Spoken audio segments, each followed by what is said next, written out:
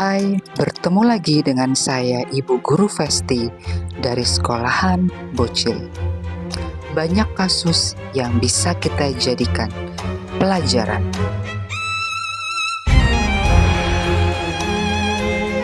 Kasus kali ini menceritakan seorang gadis remaja, kita sebut saja dia Dara. Menurut informasi yang didapat, Dara merupakan anak yang sangat penurut, rajin, dan juga sangat baik. Jika jam pulang sekolah, dia akan langsung pulang sekolah. Tuh baik kan anaknya? Pada waktu itu Dara sudah memasuki tingkat ketiga di sekolahnya. Dara berpikir ingin menikmati masa-masa mudanya sebelum dia menjalani ujian kelulusan. Dikarenakan pada tingkat pertama dan tingkat kedua, Dara lebih fokus untuk belajar di sekolah dan di rumah. Jadi dia ingin menikmati masa mudanya. Karena keinginannya tersebut, Dara akhirnya bertemu dan dekat dengan 3 temannya di kelas. Seiring berjalannya waktu, Dara semakin sering berkumpul dan bermain bersama temannya sepulang sekolah. Kita sebut saja Ibu dan Bapak Dara, Bapak Tito dan juga Ibu Tuti, merasa ada perubahan dalam diri Dara. Dara yang biasanya tidak pernah pulang telat, tapi akhir-akhir ini dia selalu pulang lewat dari jam 6 sore. Dan juga setiap pulang sekolah, Dara selalu bermain handphone dan lupa dengan tugas sekolahnya. Suatu ketika, Bapak Tito dan juga Ibu Tuti bersikap sedikit tegas terhadap Dara. Mereka memarahi Dara dikarenakan kekecewaannya terhadap Dara. Namun, Dara tidak terima dinasehati oleh orang tuanya dan akhirnya dia pun kabur ke rumah teman sekelasnya. Bapak Tito dan Ibu Tuti sangat khawatir. Namun akhirnya Dara pulang. Aman. Akhirnya setelah kejadian yang menggemparkan itu, Bapak Tito dan Ibu Tuti memberikan Dara sedikit kebebasan. 2 hari kemudian, Dara pun meminta izin kepada ibunya untuk menginap di rumah teman sekelasnya bernama Amel. Awalnya Ibu Tuti tidak setuju, namun dikarenakan Dara memaksa dan Ibu Tuti pun juga tidak tega, akhirnya dia menyetujui. Namun dengan syarat Ibu Tuti harus bertemu dengan ibunya Amel. Dara pun menolak karena dia merasa malu karena sudah besar. Dia berkata, "Ibu, aku sudah besar, aku nanti malu. Bagaimana jika ibu bertemu dengan ibunya Amel dan teman-temanku tahu?" Ibunya pun akhirnya mengganti syarat yang pertama dengan syarat hanya meminta nomor telepon dari ibunya Amel. Dan Dara pun menyetujuinya. Tibalah di mana hari Dara menginap di rumah Amel bersama dengan 2 teman sekelasnya. Dara pun berpamitan kepada Ibu Tuti dan Bapak Tito. Tidak ada kecurigaan ataupun firasat buruk sama sekali. Namun keesokan harinya, Ibu Tuti merasa agak khawatir dikarenakan tidak ada kabar apapun dari Dara. SMS, telepon, video call, tidak ada. Menjelang sore hari terdengar suara ketukan di rumah Ibu Tuti. Setelah pintu terbuka, Ibu Tuti merasa sedikit terkejut. Dikarenakan ternyata yang mengetuk pintu adalah 3 orang dewasa dan 2 diantaranya menggunakan seragam kepolisian. Menurut kalian, apa yang terjadi? Ya, Dara ditemukan tewas di sebuah saung yang jaraknya tidak jauh dari rumah Amel.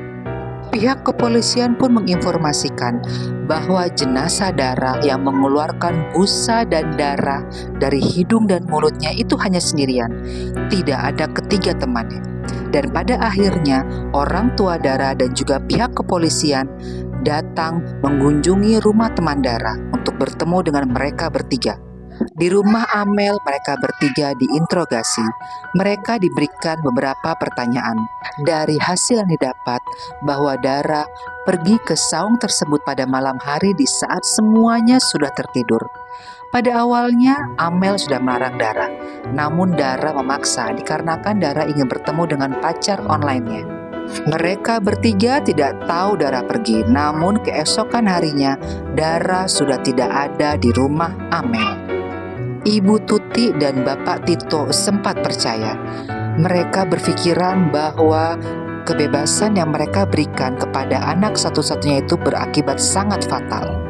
Namun dari pihak kepolisian minta izin untuk dilakukannya otopsi, dan orang tua Dara pun menyetujuinya. Setelah dilakukannya otopsi, akhirnya keluarlah hasil yang sangat ditunggu-tunggu. Ternyata kematian Dara disebabkan overdosis oleh obat batuk, yaitu obat dextromethorphan. Ketiga teman Dara akhirnya mengaku sebelum Dara meregang nyawa, mereka memang mengajak Dara untuk sekedar nge-fly atau bersenang-senang.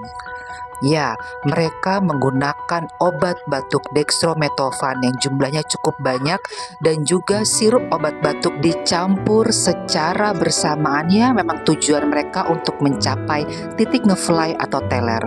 Namun dikarenakan dosis yang diminum oleh Dara terlalu tinggi dan menyerang sistem saraf pusat, akhirnya membuat Dara meregang nyawa dengan mengeluarkan busa dan darah dari hidung dan mulut Dara.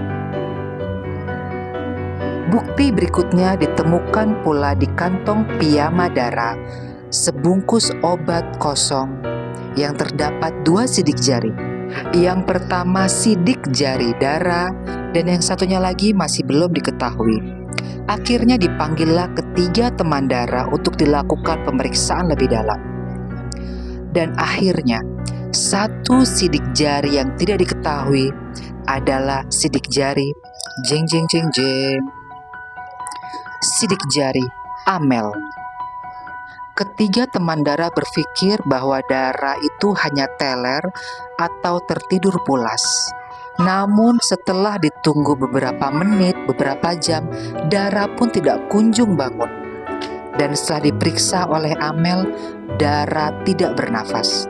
Dikarenakan mereka takut, akhirnya mereka berpikir untuk membawa Dara ke sebuah saung yang letaknya tidak jauh dari rumah Amel, menggunakan mobil orang tua Amel.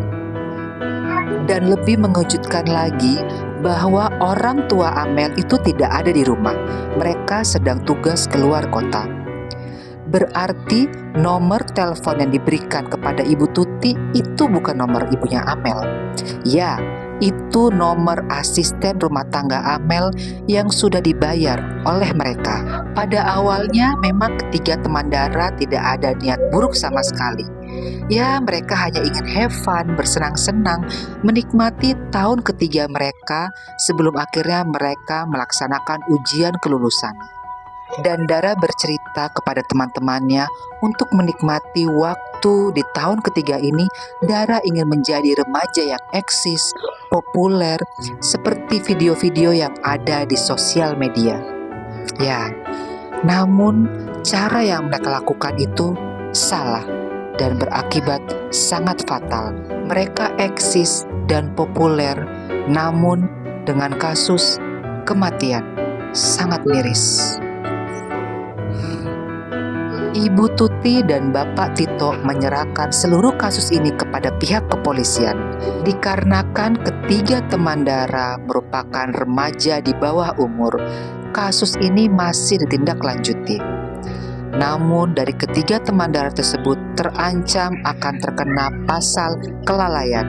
Apakah kasus ini karena kelalaian atau memang sudah direncanakan? Masih belum ada yang tahu. Ya, dari kasus ini kita mendapatkan banyak sekali pelajaran, terutama untuk peran orang tua. Kebebasan yang diberikan orang tua kepada anaknya boleh-boleh saja, namun tetap harus dalam pantauan. Ya, tidak bisa 100% semua ini kita salahkan kepada orang tua. Karena semua orang tua pasti melakukan semua yang terbaik untuk anak-anaknya. Buat para remaja yang memang mendengarkan kasus ini secara tidak sengaja, tolong jadikan ini pelajaran. Aduh, agak gatel ini ya.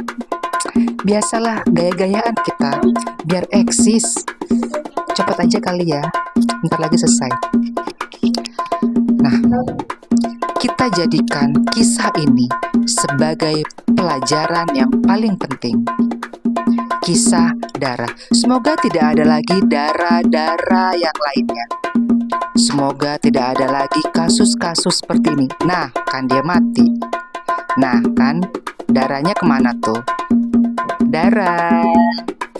Dah selesai ya ibu-ibu kasusnya. Udah habis, udah selesai. Polisi yang nyelesain nanti ya. Nah, kan udah nyala lagi. Biasa, konslet. Sekian dulu kasus edukasi Ibu Vesti. Sampai jumpa di kasus-kasus edukasi lainnya. Banyak kasus yang bisa kita jadikan pelajaran. Jangan lupa subscribe, like, dan juga share.